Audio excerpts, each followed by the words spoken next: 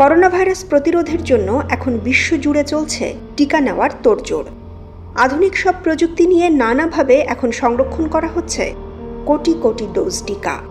কিন্তু ঊনবিংশ শতাব্দীর শুরুর সময়টিতে এভাবে টিকা সংরক্ষণের কোনো ব্যবস্থা ছিল না। তাই এই কাজে ফ্রিজ হিসেবে ব্যবহার করা হয়েছিল শিশুদের। 1830 সাল সামরিক ডাক্তার ফ্রান্সিসকো বালমিস স্পেন থেকে জাহাজে করে মেক্সিকো যাচ্ছিলেন গুটি বসন্তের টিকা নিয়ে। কিন্তু সে সময় টিকা সংরক্ষণ করার কোনো ব্যবস্থা ছিল না, তাই তিনি এ কাজে শিশুদের ব্যবহার করেছিলেন রেফ্রিজারেটর হিসেবে। কিন্তু কিভাবে? আজকে আমরা সেই গল্পই শুনব।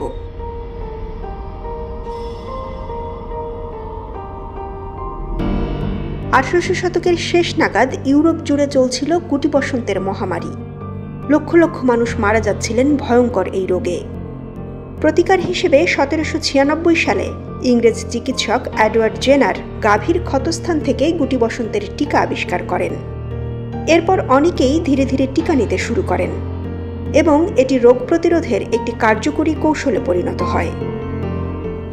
সে সময় স্পেনের এক সামরিক চিকিৎসক ফ্রান্সিসকো জেভিয়ার বালমিস এই গুটি বসন্তের টিকা নিয়ে যেতে চাইলেন স্পেনের উপনিবেশগুলোতে।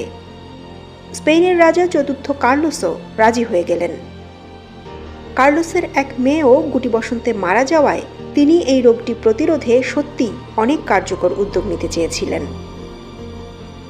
ফলে তিনি বালমিসের প্রস্তাবে রাজি হতে দেরি করেননি।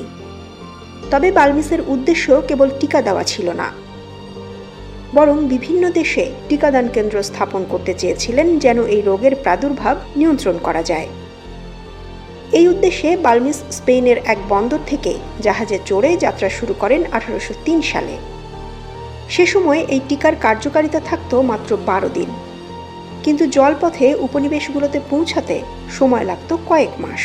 তাই এত দীর্ঘ সময় টিকার কার্যকারিতা বজায় রাখার জন্য বালমিস গ্রহণ করলেন এক বিচিত্র কৌশল। তিনি কিছু শিশুকে ব্যবহার করেন রেফ্রিজারেটর হিসেবে।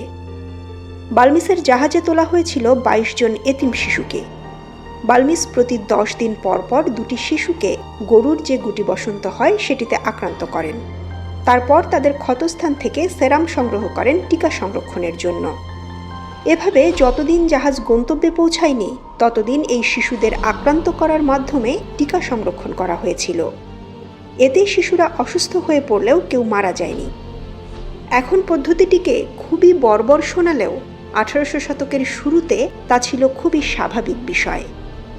টিকার আবিষ্কারক জেনের নিজেই প্রথম পরীক্ষা চালিয়েছিলেন তার 8 বছর বয়সী সন্তানের ওপর। এসব এতিম শিশুকে যে এতিমখানা থেকে সংগ্রহ করা হয়েছিল তার পরিচালক ইজাবেল জেন্ডারও জাহাজে ছিলেন। তিনি সেখানে নার্স হিসেবে কাজ করেন। নথিপত্রে দেখা যায় বালমিস জাহাজ নিয়ে প্রথমে মেক্সিকোতে যান।